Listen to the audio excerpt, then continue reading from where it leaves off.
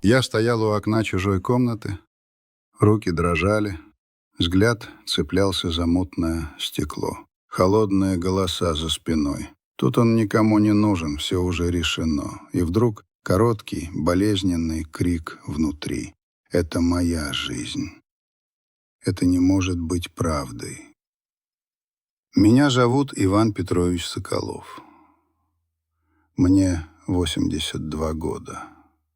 Всю жизнь я работал строителем, мастер-отделочником, если говорить точно. Москва — мой город, здесь я родился. Здесь осталась каждая трещинка моей души. Я обычный русский мужчина, не художественный, а простой, настоящий. Мои руки тяжелые, с мозолями и маленькими шрамами. Шрам на большом пальце от кирпича, царапины на ладонях от арматуры. Даже сейчас, когда смотрю на них, вспоминаю, как в юности таскал мешки, килограммов по 30, с песком, на стройке на окраине Москвы. Жил я всю жизнь в спальном районе, Химки. Панельная девятиэтажка 247-й квартиры. Эта квартира — моя крепость, мой дом, моя память. Я помню, как покупал ее, когда мне было чуть за 40, после смерти родителей, когда остался один с молодой женой, Валей. Валентина Сергеевна, светлая и сильная женщина, тихая улыбка, мягкие руки, всегда пахло свежим хлебом и чуть-чуть мятой. У нас родился сын, Александр. Вырос он, как все мальчишки, с раннего детства помогал мне на стройке. Бегал во дворе, таскал доски, старался: папа, дай гвоздь забью. Я всегда мечтал, что у него будет все, чего у меня не было. Большая квартира, образование, семья, любовь. Я был не идеальный отец, бывало ругал, бывало слишком молчалив. Но я любил его больше жизни. Вскоре родились внуки. Вечерами я сидел на балконе, вдыхал московский воздух, слушал трещотку электрички вдали, печальный лай собак во дворе. До последнего момента я был уверен, здесь мое все. Здесь мои корни. Я вспоминал, как покупал эту квартиру 30 лет назад. Надо было собирать деньги, работал по 12 часов, без выходных по 3 недели. Ходил на ферму помогать соседям, клал плитку, штукатурил дома по заказам. Валя говорил: ничего, родная, наш дом будет крепкий. Я все вытерплю ради тебя и сына. И она верила мне. В глаза светлые, с надеждой. Я всегда был человеком слова. Твоя подпись — твой камень жизни. Так учил меня отец. Каждый документ, даже квитанцию, проверял дважды, всегда трясся над бумажками. Валентина говорила: чего ты всегда волнуешься, Иван? Все в порядке же. Но однажды все рухнуло. Это случилось недавно. Я искал свои очки. Простая вещь, да? Хотел почитать газету после обеда. Удалось обнаружить их не на обычном месте. Открыл ящик письменного стола сына. Случайно. Смотрел, не оставил ли он мои очки. А там, среди квитанций за свет и старых фотографий, обнаружил документы, которые перевернули мою жизнь. Сначала я подумал: кредитная квитанция. Наверное, Александр оформил на машину, да забыл рассказать. Но взгляд застрял на одной строке. Обеспечение по договору. Квартира по адресу Химки, улица Молодежная, дом 12, квартира 247. Квартира, которой я гордился, которую покупал 30 лет назад, оказалась заложенной по кредиту. Рядом копия моего паспорта, заявление, договор, подпись. Иван Соколов. Только это не моя. Голос звучал чужим, будто откуда-то издалека. «Саша, иди сюда». Спокойно, ровно, будто бы ничего не случилось. Он пришел. Высокий, худой, волосы чуть седые, но глаза все те же, как у мальчишки, только тень в них новая. Усталость, тревога. В руках рваное полотенце, в гараже ремонтировал машину.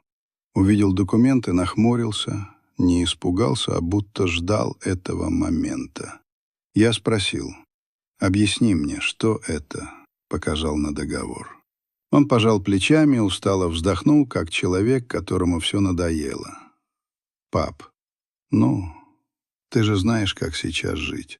Кредиты, цены, мне нужна была помощь, квартира, залог, а ты все равно. Времена поменялись. Это моя квартира. Я не давал разрешения». Он усмехнулся. «А ты же старый уже. Зачем тебе столько нервов? Пусть молодежь живет нормально. Лера поступает в университет, Артему нужны новый компьютер. Тебе что, жалко? Ты жил, теперь дай жить другим». Я помолчал, глаза сына искали попадаться с моими, но в них не было ни раскаяния, ни стыда, только пустота. Я уже не видел того мальчика, который бегал по двору, теперь взрослый, холодный мужчина, чужой. «Это подделка», — выговорил я наконец. Мне никто не объяснил, никто не спрашивал. Саша только вздохнул, будто спорил из вежливости. «Все уже решено, пап. Как скажешь, так и будет, но кредит взят, деньги уже потрачены». В этот момент в комнату вошла Ольга, его жена, высокая, рыжая, с жалобным выражением лица. Я знал, ей всегда казалось, что я мешаю. «О чем опять шум?» — спросила она раздраженно. «Кредит обсуждаем», — ответил сын. «Папа переживает». «Да чего переживать, Иван Петрович», — улыбнулась криво Ольга. «Наша семья молодая, нам жить надо. А вам только лекарства и газеты». Сердце мое заныло, я хотел возразить. Лера посмотрела грустно, промолчала. В ее глазах была обида, но и растерянность. Я сидел среди них, чужой, ненужный, как старый диван в прихожей. Они уже давно приняли решение, а я не мог поверить. «Я пойду в полицию», — выдавил я наконец. «Это подделка. Это незаконно». «Да кто тебе поверит?» — сын пожал плечами. «Старый человек забыл, где что лежит. Мог сам подписать и забыть. Не волнуйся, все под контролем». Не мог я забыть. Я помню каждую бумажку в этой квартире. Голос мой прозвучал на редкость твердо, и на мгновение лицо Ольги побледнело. «Хватит», — оборвал меня Саша. «Теперь так. Квартира наша, деньги нужны нам. Не хочешь помогать? Дело твое, а кредит оформлен». Я почувствовал, как весь мир вокруг меня рухнул, как будто стою на руинах собственного дома. Лера тихо вышла, Артем уставился в телефон. Ольга поправила волосы и ушла на кухню. Я остался один. В этой квартире, когда-то полной смеха и радости, а теперь чужой, враждебной, картонной. Ночь я не спал. Лежал на старом диване и смотрел потолок. Думал о прошлом. О том, как было все просто — строить, любить, заботиться о семье. Теперь я не мог понять, где ошибся. Что я сделал не так? За что? Утром Александр предложил мне чай. Я отпил глоток. Он показался горьким, металлическим. Я подумал, что просто нервы, да чайник старый. Через полчаса почувствовал странную тяжесть в голове. Веки тяжелые, тело словно налилось свинцом. Попытался встать, не смог. «Пап, не напрягайся, отдохни», — голос сына звучал будто из-под воды. Меня накрыла темнота. Сознание топало. Я понял. Меня отвезли в дом престарелых. Без моего согласия, без предупреждения. Я, Иван Соколов, строитель, отец, дед, а теперь никто. Так началась новая глава моей жизни. Глава, которую я никогда не мог себе представить. Глава боли, одиночества, но еще не конец. Мне предстояло понять, что значит быть старым в России, когда самое дорогое могут забрать и сделать чужим. Медсестра со значком Галина, строгая, в возрасте чуть за 50, громко объявила: «Новенький! Иван Петрович, проходите в столовую, не задерживайте очередь. У нас тут все по расписанию». Ее голос как трещотка. Я поднялся, тело слушалось плохо, ноги ватные. В коридоре с желтыми обшарпанными стенами пахло вареной свеклой, потом туалетами, потом еще чем-то невыразимо кислым, смешанным с пылью и старостью. Я был ошарашен. Сколько людей я выслушал за жизнь? Клиентов, друзей, соседей, начальников и подчиненных. Но нигде не чувствовал себя настолько одиноким. Соседи по палате были словно из другого мира. На соседней кровати лежал хмурый дед с выпуклыми щеками и тяжелым дыханием. Напротив — женщина в клетчатом халате, которая все время звала кого-то. «Глебушка, сынок, ну где ты?» Меня посадили за стол, поставили передо мной тарелку серой каши и кусок хлеба. Я никого не знал. Официантка смотрела строго, как надзиратель за заключенными. Вокруг тоска, обида, страх. Некоторые пожилые ели молча, другие ругались, ожесточенно делили хлеб. Попытался поговорить с соседями, рассказал, что я строитель, думал, может, кто услышит родное. Никто не слушал. У каждого здесь болела своя старая душа. Я почувствовал, что с этим не справиться ни силой рук, ни привычкой быть первым на стройплощадке. Дни в этом месте тянулись один за другим. Старики тянутся к солнцу, как холмовые ящерицы. Греют косточки, но ни один не смотрит друг на друга в глаза. Я здесь был чужим. Сначала я надеялся, что меня заберут, что Александр одумается, вспомнит обо мне. Несколько дней я смотрел в окно, на каждую машину, на каждый силуэт на пороге, ждал, что вот сейчас открывается дверь, сын скажет: «Пап, прости, забирайся, поехали домой». Но тишина. Я начал считать дни. С каждым днем становился все злее на себя, на сына, на жизнь. Однажды вечером попытался поговорить с Глебом, тем самым соседем по палате. Он рассказал: «Я 5 лет здесь. Сын в Питере, изредка звонит, обещает приехать, не приезжает. Все здесь такие, не думай, что ты первый». Потом я попытался найти телефон или хоть какую-то возможность позвонить Александру. На посту медсестер меня встретила Галина. «Нет тут у нас телефонов. Для звонков только с разрешения директора. А можно его увидеть? Наверно, если доживете до пятницы. Он только по пятницам бывает». Вернувшись в палату, долго смотрел в потолок. Пытался понять, как я оказался тут. Все вроде бы делал правильно, защищал сына, работал в морозы и жару, копил, не гулял, друзей выбирал честных. А теперь один, никому не нужный. Раньше я думал, что старость — это просто. Встаешь утром, пьешь чай, читаешь газету, ходишь за внуками в школу. Все оказывается иначе. Старость как изгнание, как чужая страна, где никто не говорит на твоем языке. Раз в неделю приезжала волонтер Марина, русоволосая девушка лет 40 с теплым голосом. Она приносила свежие газеты, иногда короткое пирожное. «Ну как вы, Иван Петрович?» «Да как?» У Глеба случился приступ. Он захлебывался кашлем, звал сына. Бросился к нему, помогал как мог. Комок в горле и ощущение, что вокруг нет никого, кроме нас. Тогда я понял. Мы тут все чужие, но чужое горе и одиночество становятся родными.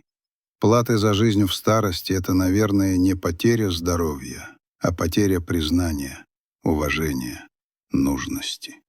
Прошла неделя, а я все ждал звонка, письма, чего угодно. Единственное письмо пришло от Ольги, невестки.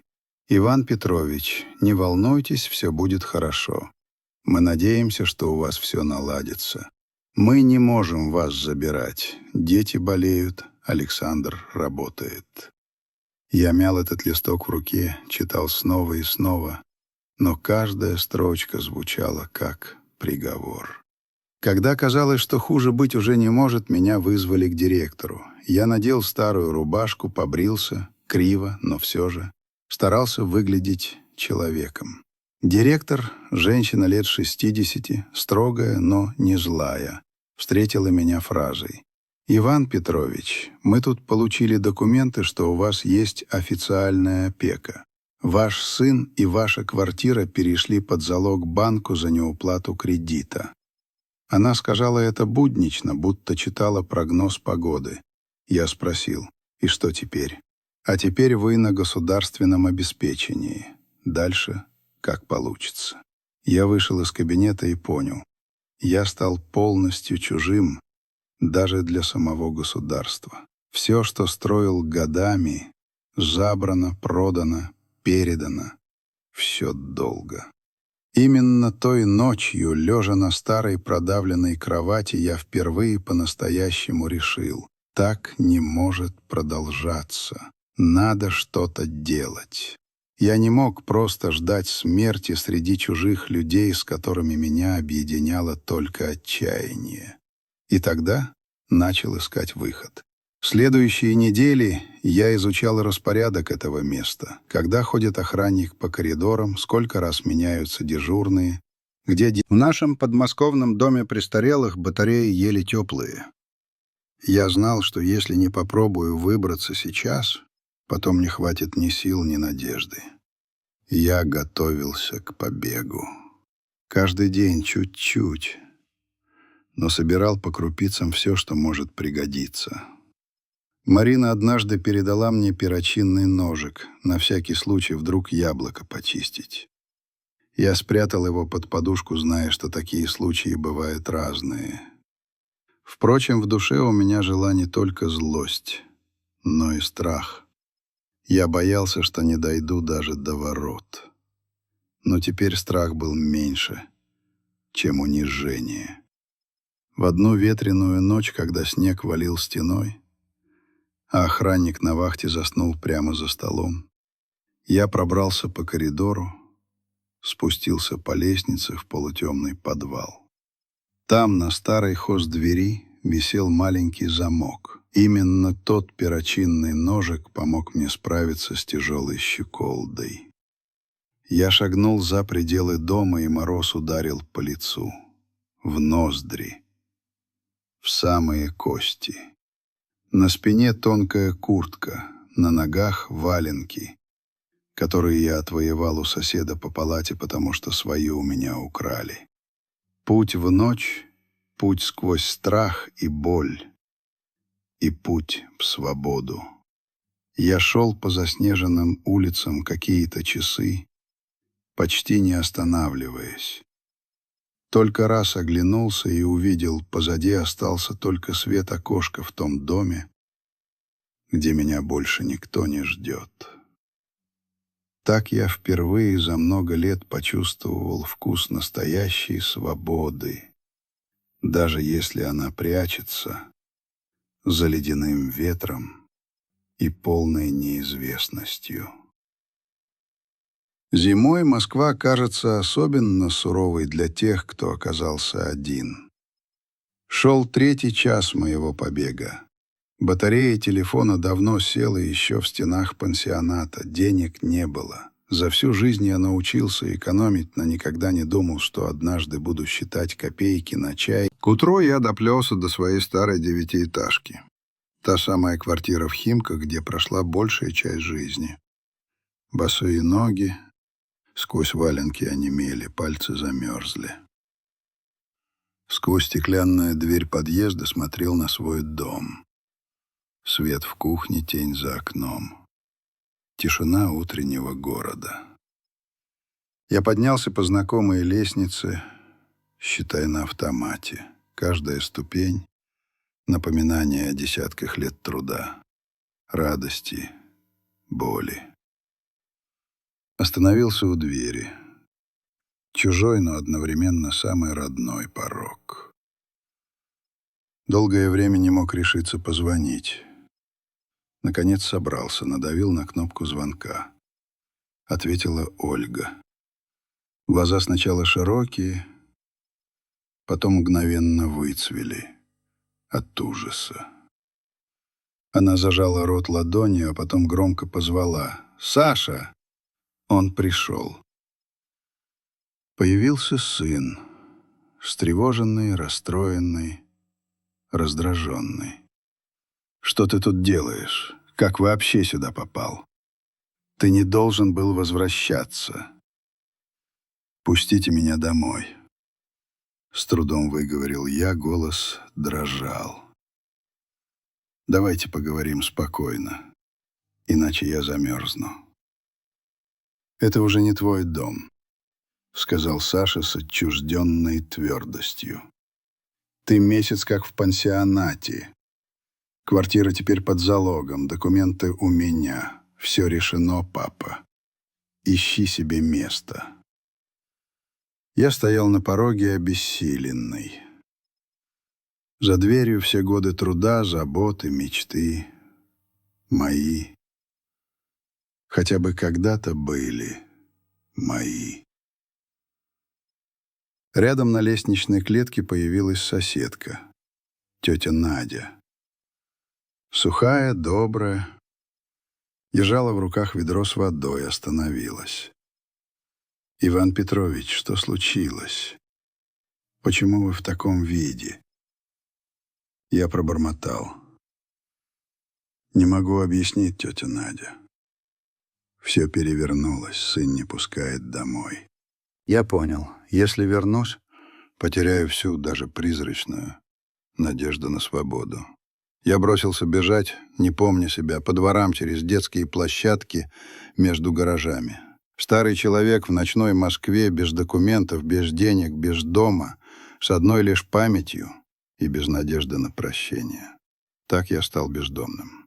Первое время было трудно смириться даже с самим этим словом. Москва — город суровый, уличные колонии, подмостовые царства. Я поселился под железнодорожным мостом, где шумят поезда, где ветер забивается под твои одеяла, а жизнь проходит мимо так быстро, что кажется, будто ее вообще никогда не было. Там меня приняли свои. Старики, как я, пара молодых, парни из деревни и одна женщина, Екатерина Павловна. Она потеряла все после развода, осталась ни с чем. Здесь делили еду, выслушивали друг друга, но каждый на расстоянии, каждый с собственной историей, болью и сожалением. Питались кто как может. Кто искал в мусорных баках, кто выпрашивал возле магазина. Иногда что-то отдавали прохожие, куски хлеба, яблоки, старое молоко.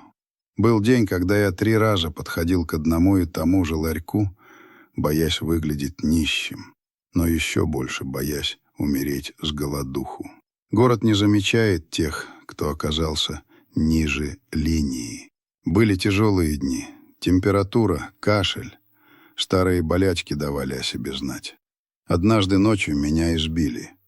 Местная уличная молодежь решила, что старик помешал их шумной компании. Тогда рядом оказался Миша. Молодой парень с татуировками, сам когда-то работал водителем маршрутки. Жизнь скрутила, потерял все. Он принес лекарство, остался рядом. За месяц под мостом я многое понял.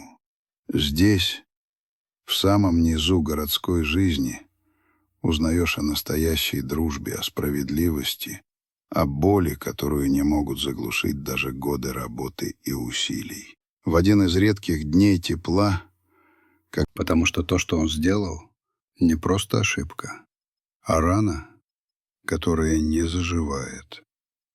Но в тот же вечер я понял, как бы банально это ни звучало, жизнь еще не закончилась. Значит, придется строить все снова. Пусть не стены, пусть не семьи, а хотя бы веру в самого себя. Весна в Москве приходит незаметно. Сначала растапливает ледяные корки в колеях дорог, потом по капле капает с мостов и крышах лужи. Только под улицами, у тех, кто остался без дома, она медленная, с запахом сырости, пережитых морозов и жажды перемен. Я научился жить в новом темпе. Просыпаешься от грохота электричек или грубого голоса полиционера, который брезгливо прогоняет: «Валите отсюда, чё расселись, мешаете проходу». Мои соседи по беде стали почти семьей. Екатерина Павловна, бывшая медсестра, строгая, но добрая. Иногда приносила кусочек карамели. Сладкое мозгам нужно, держитесь, мужики. Был еще Валерий Михайлович, когда-то преподаватель, теперь седой, молчаливый, вечерами читает газету вслух. Самый младший Миша, ворчливый, но добрый парень. Он помогал мне, несмотря на свой тяжелый характер. Эти люди принимали меня без расспросов, без лишней жалости. Дни под мостом казались бесконечными. Мы находили способы держаться, собирали бутылки, брали заказы на разгрузку товаров. Миша иногда чинил велосипеды и коляски, ловко, с молодыми пальцами. Я сам, сколько сил оставалось, предлагал помощь на ближайших стройках. Мастер-отделочник нужен? Могу шпаклевать, класть плитку. Иногда удавалось заработать мелочь. Ее хватало только на пачку лапши да чай с сахаром. Память выдавала мне прошлое неожиданно. Как строил хрущевки, как держи. Однажды утром в супермаркете у Яузы я заметил знакомое лицо — Антон, бывший напарник по стройке и теперь видный пожилой мужчина в хорошем пальто. Он сразу узнал меня, чуть замешкался, отвернулся, но я успел крикнуть: «Антон, здорово!» Он подошел, неловко улыбнулся, бросил сторожкий взгляд. «Ну ты чего так? Все говорят, Саша, твой хороший мужик, многим помог». Я не осмелился сказать всей правды, просто промолчал. В его глазах был страх, что его собственные дети могут однажды сделать с ним то же самое. Порой встречались добрые люди. Как-то раз Сергей, студент, увидел мой взгляд у ларька. «Дедушка, идемте покормлю». Он купил мне горячий суп и черный хлеб, крепко пожал руку. Эти мелочи согревали больше самого супа. Однажды вечером, уже на майском закате, во дворе возле моей бетонной опоры, я столкнулся с женщиной в строгом синем пальто и широкой светлой шляпе. Она пристально посмотрела на меня, подошла ближе и вдруг улыбнулась. «Простите, вы Иван Петрович Соколов?» Сначала я даже не понял, кто она, но в ее глазах вдруг мелькнула слеза, и голос дрогнул. «Я Марина Андреевна, помните меня? Вы учили меня штукатурить, когда мне было 20, я тогда только из училища. Вдруг все мои годы, вся усталость сгорели в одном вздохе. Я вспомнил. Молодая, способная, всегда смелая, но скромная, была одной из лучших на курсе. Я даже гордился в душе, что когда-то давал ей совет, как выбирать инструменты.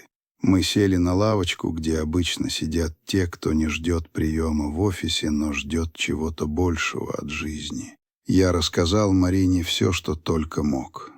Тяжелую правду о сыне, о подделанных документах, о дне, когда дверь родного дома захлопнулась навсегда. Она слушала, хватаясь за каждый мой «Мы попробуем что-то сделать, обещаю». Ее слова звучали, как обещание старой Москвы, где еще верят в честь. Той ночью я долго не мог уснуть. Думал, правда ли не все потеряно? Можно ли еще бороться за свое имя, за честь, за свою собственную жизнь? Или мне дана только одна дорога — терять до конца? На рассвете пришло решение — бороться.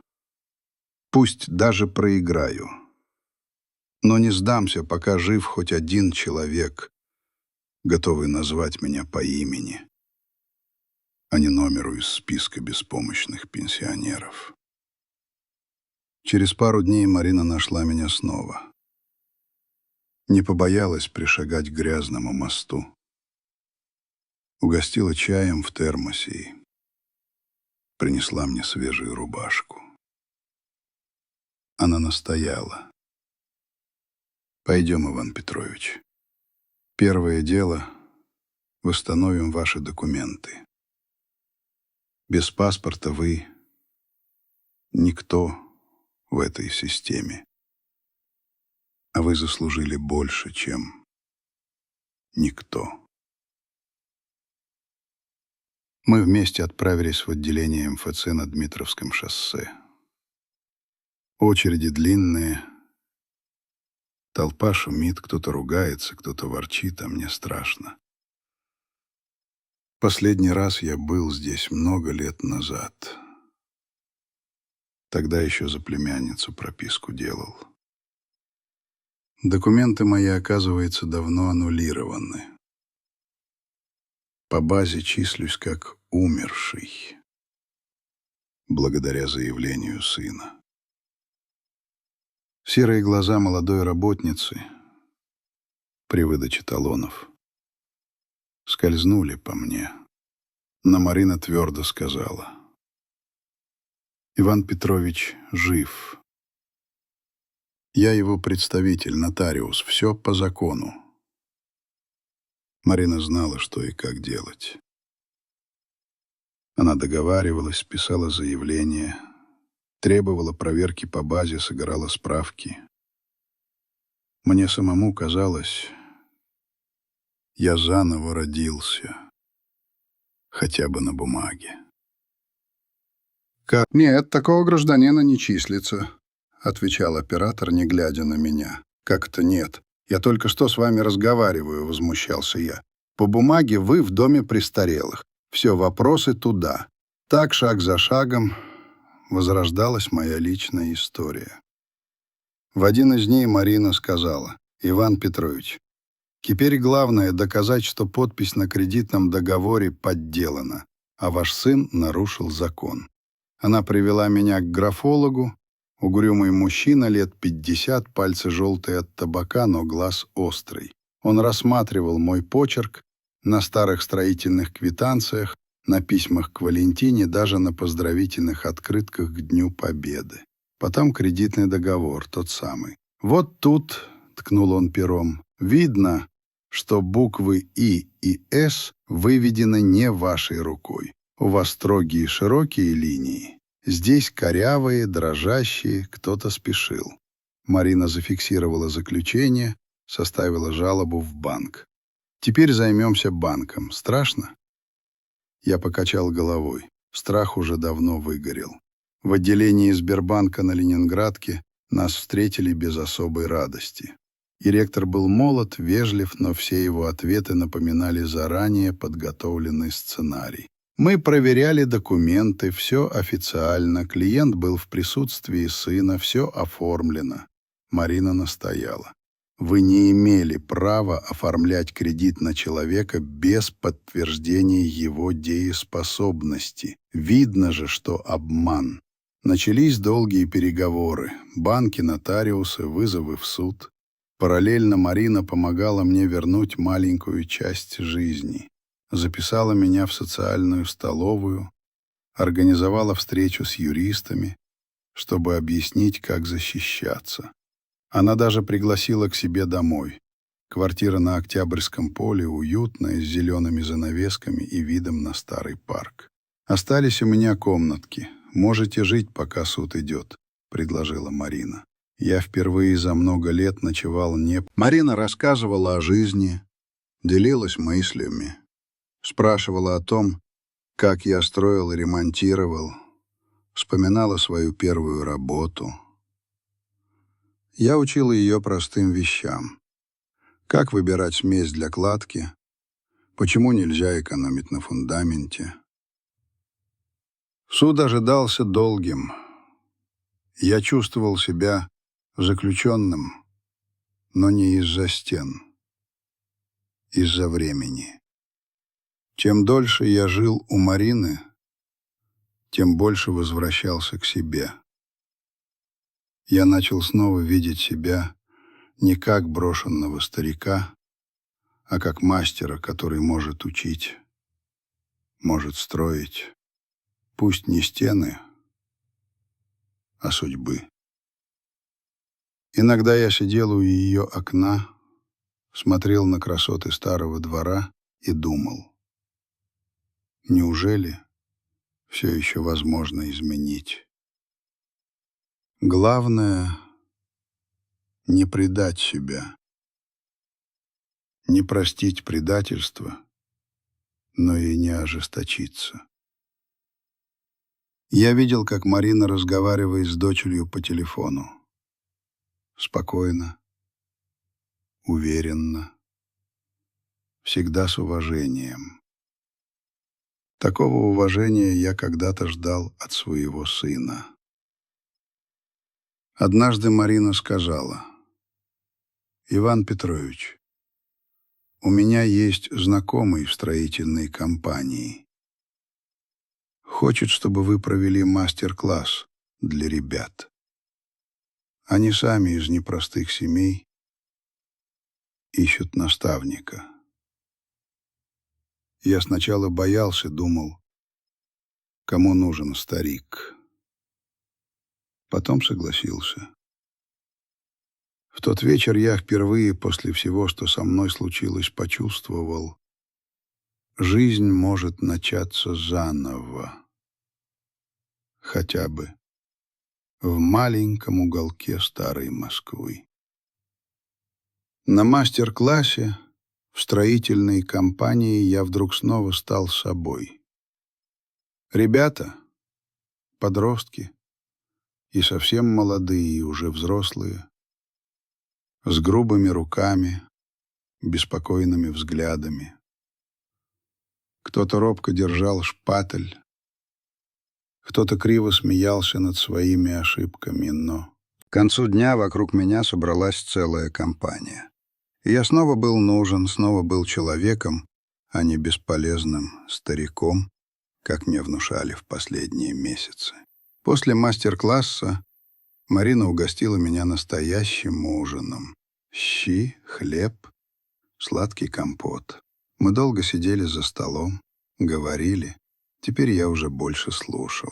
Марина рассказывала о том, как воспитывала дочь, как пережила свой развод, как однажды чуть не потеряла квартиру, но смогла все отстоять, благодаря упрямству и внутреннему порядку, который она унаследовала от своей бабушки. «Иван Петрович», — вдруг сказала она, — «вы замечаете, как важно учить людей верить в себя? Я ведь сама все время сомневалась, а теперь вижу, благодаря вам люди становятся лучше.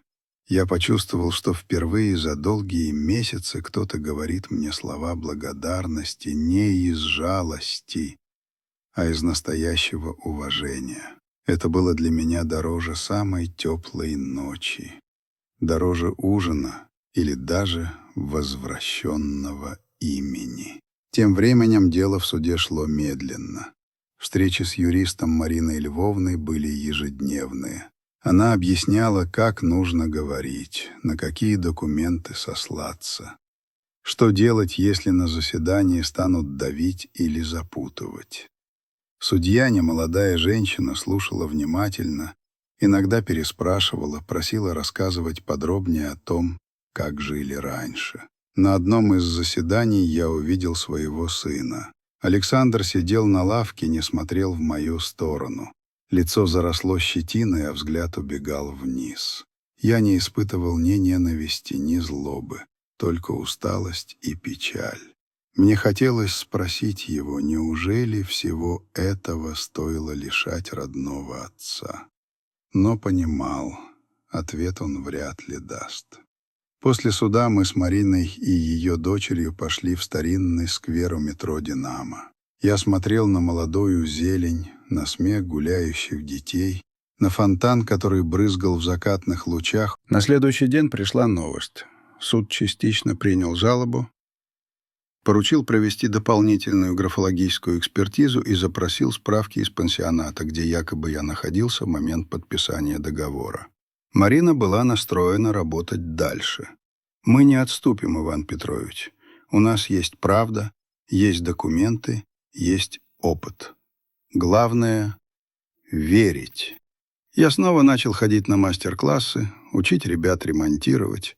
Иногда помогал даже на настоящих стройках, когда компания брала заказы на отделку квартир или мелкий ремонт. Мне нравилось возиться с инструментом, советовать, хвалить молодых мастеров. Постепенно у меня появилась новая семья. Ребята, их родители, Марина, ее дочь, соседки по лестничной клетке, даже управляющий дома, который узнал, что я тот самый Иван Петрович со стройки, про которого когда-то ходили легенды. По вечерам я сидел у окна, смотрел на огни большого города, слушал весенние звуки, шорох ветра, крики детей, редкие разговоры внизу. Я понимал, что жизнь идет вперед, несмотря на боль, несмотря на предательство. И в душе у меня рождалась главная мысль: никогда не сдавайся, не смиряйся, потому что достоинство — последняя и самая прочная крепость человека. Время шло. Лето в Москве — это запах нагретого асфальта, шум распахнутых окон, уличные ярмарки, разноголосица людей. Для меня это было время, когда вновь стала возвращаться радость бытия. Работа, общение, простое человеческое тепло. В мастерской, которую оборудовала Марина на первом этаже своего дома, я начал проводить постоянные занятия. Учил ребят штукатурить, правильно класть плитку, пользоваться инструментом. Приходили взрослые, подростки, даже женщины, которые не могут больше ждать помощи от мужей. Жизнь научила быть самостоятельными. Каждый день новые истории, новые открытия. Однажды пришел мальчик, Егор. Сначала он ничего не говорил, только смотрел из-под лобья. Потом признался, что сбежал из дома после ссоры с отчимом, что хочет драться, а не работать. Я выслушал, не перебивая, а потом вместе с ним стал класть кирпичи. «В жизни, Егор, — сказал я, — лучше строить, чем ломать, даже если тебе кажется, что все вокруг против тебя». Постепенно он начал меняться, молча работал, потом улыбаться. Принес однажды мне старую отвертку для мастерской. Я храню такие вещи, как память о каждом ученике. Каждый из них строит свою судьбу. Мастерская жила. Здесь не только учились, но и говорили, спорили, смеялись.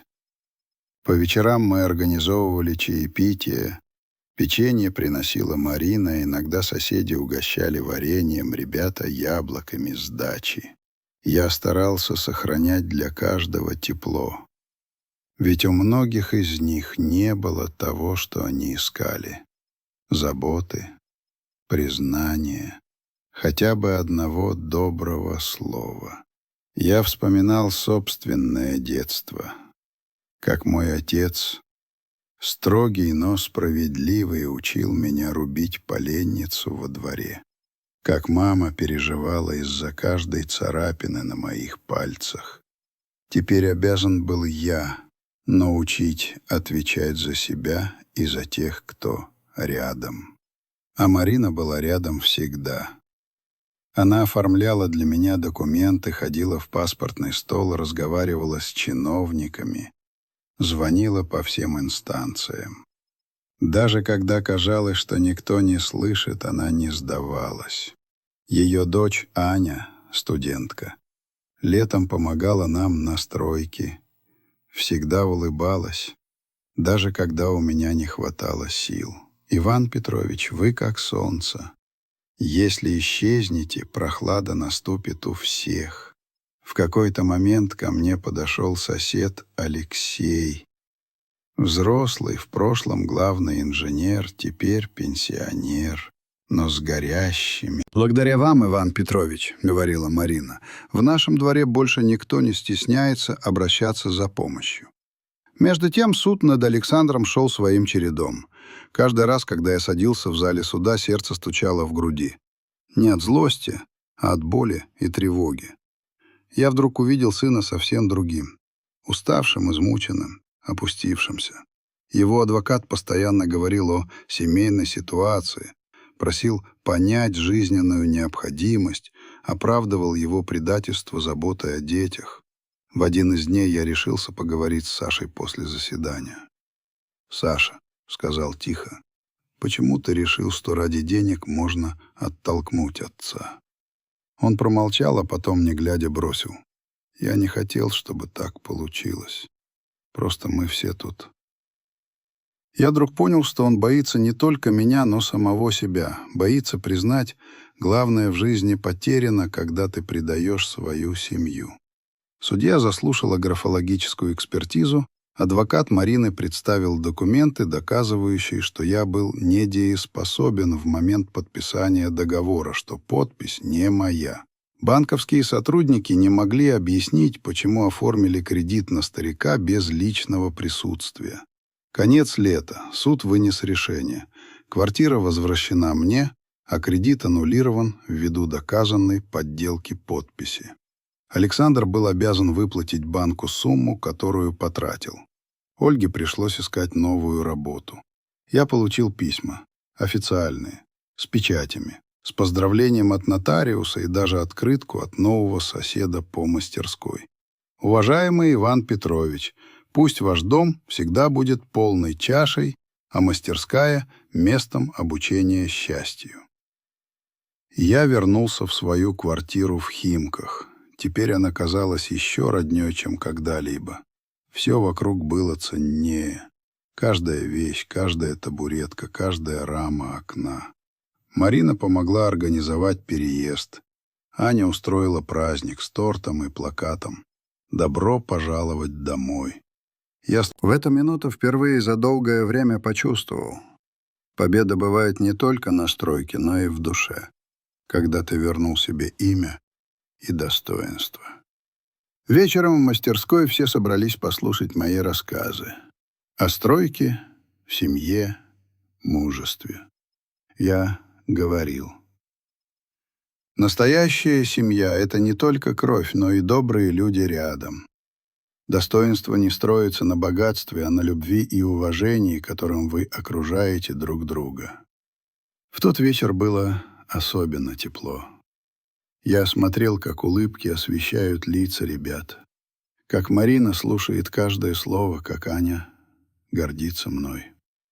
Это был новый этап моей жизни, этап учителя, простого человека, который умеет и прощать, и учить.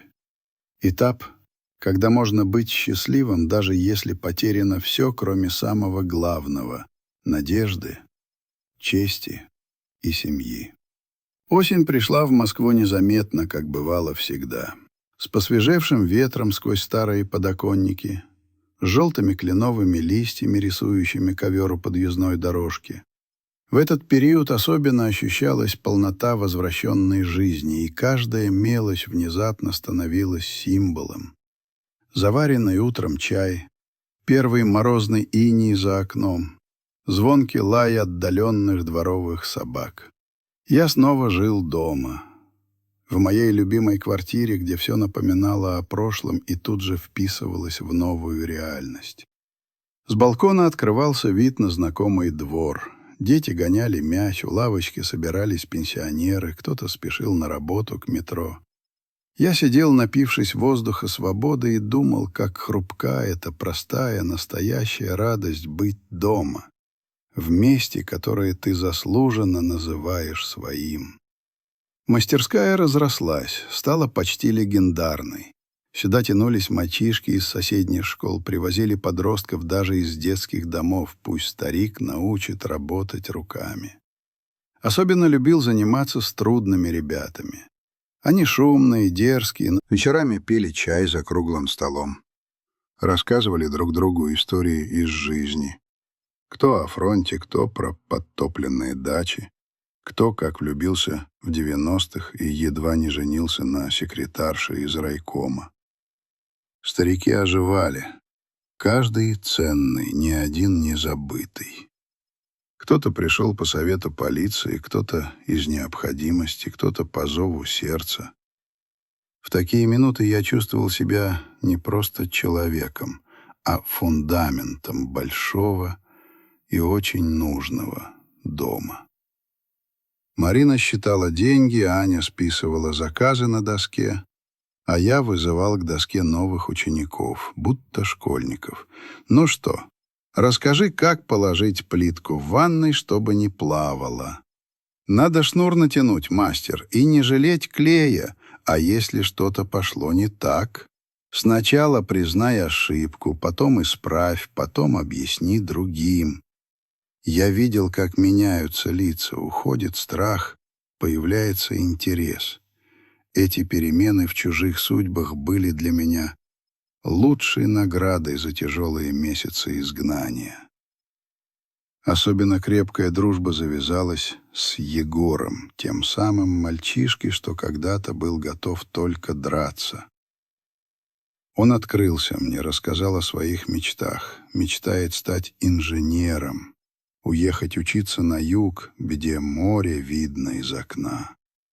Для этого тебе все по силам, Егорка, только не гордись глупым, а гордись трудом, — говорил я ему. Мы вместе с ним взялись чинить старую веранду у подъезда. Егору поручил сделать замеры. Он сначала боялся взять на себя ответственность, но я настоял. Ты, если что-то начнешь, доводи до конца.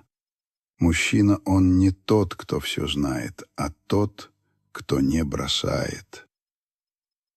Постепенно круг моих учеников увеличивался. Появились и девочки, и ребята с ограниченными возможностями. Для каждого у меня находилось доброе слово, совет, иногда просто чай и печенье. Иногда по ночам мне снились Валентина и Саша маленьким, потом Александр взрослый, сидящий в зале суда, молчащий, чужой, отдаленный. Просыпался я с болью в сердце, выходил на балкон, вдыхал воздух, учился прощать, хотя иногда думал, простить по-настоящему невозможно. Однажды утром у подъезда меня встретил Саша. Был холодный октябрь, он стоял, опустив плечи, дрожал, взгляд опущен. «Папа», — выдохнул тихо, — «мне не с кем больше говорить». Я тут подумал, я не перебивал, слушал молча, словно боялся спугнуть что-то важное. «Извини меня, я был слабым, жадным, я не понимаю, как занес меня черт. Все потерял, и дом, и семью, сам себя. Прости, если можешь». Я смотрел на сына и видел перед собой не взрослого мужчину, а мальчишку, который когда-то боялся темноты и искал моего одобрения. Я положил руку ему на плечо. «Жизнь такая, Саша. Главное — понимать ошибки. Исправить все нельзя, но хотя бы не повторять. Я тебя не ненавижу, сына не бросают. Но семью нужно строить не только домом, а уважением. Дверь открыта, если решишь идти взрослым путем. Он кивнул, и я увидел в его глазах слезы. В этот день я, наконец, отпустил обиду. Нет, мы не стали прежними, и рана не зажила, но я впервые поверил, что даже самое горькое может обрести смысл. Позже я часто размышлял, победа — это не суд, не бумага с печатью, и даже не квадратные метры квартиры. Победа — это когда возвращаешь себе право верить, прощать, строить заново и идти дальше, несмотря ни на что. И, может быть, главное, чему я научил своих учеников — не бояться строить свою жизнь даже из разбитых кирпичей прошлого.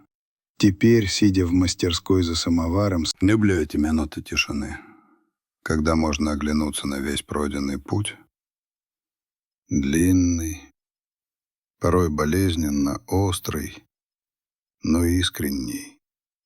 Я прожил долгую жизнь. Строил дома, поднимал стены, учил людей, верил в семью. Я знал. Главное не то, что имеешь, а как хранишь свое достоинство среди всех испытаний. Были моменты, когда казалось, рушится все. Предательство, одиночество, бездомная зима. Но даже тогда, когда в груди оставался только стук старого сердца, я не позволял себе сдаться. Теперь у меня есть то, чего я не имел никогда. Не просто стены и мебель, не просто квартира с адресом, а целый мир вокруг.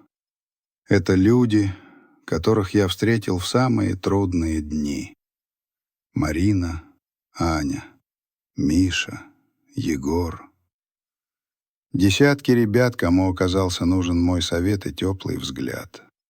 Это внуки, которые возвращаются ко мне учиться забивать первый гвоздь и спрашивают: «Дед, а можно завтра прийти снова?» Это даже мой сын. Пусть путь к нему пролег через пропасть, но мост построен, и, возможно, однажды мы пройдем по нему навстречу друг другу.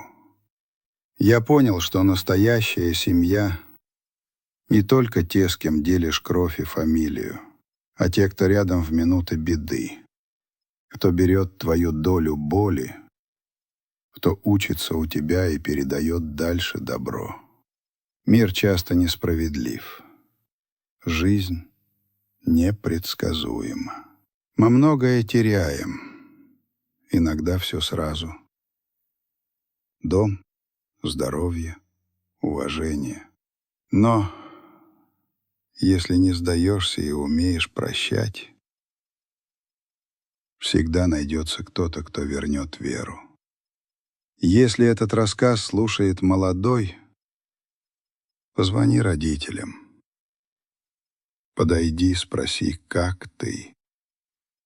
Если слушает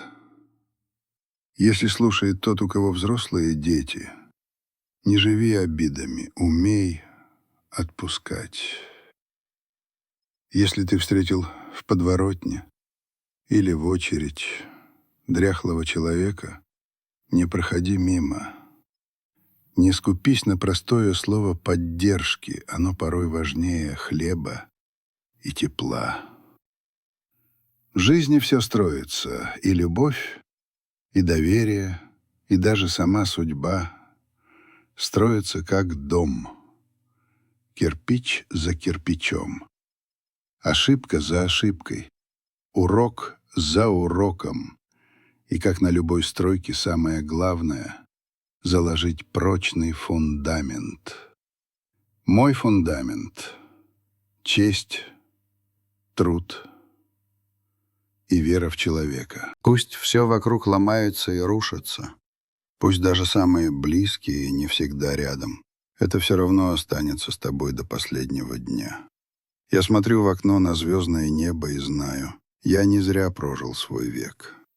Научил других, а значит, оставил след. А когда наступает новая утренняя заря, мои ребята приходят на мастер-класс, и стоит только услышать их смех, сразу ощущаешь, дом жив, жизнь продолжается, и все было не напрасно. Спасибо вам за то, что выслушали мою историю. Берегите себя, храните своих близких, стройте свою судьбу честно и с любовью. Тогда никакая буря не разрушит ваш дом, а значит, не разрушит и вашу душу.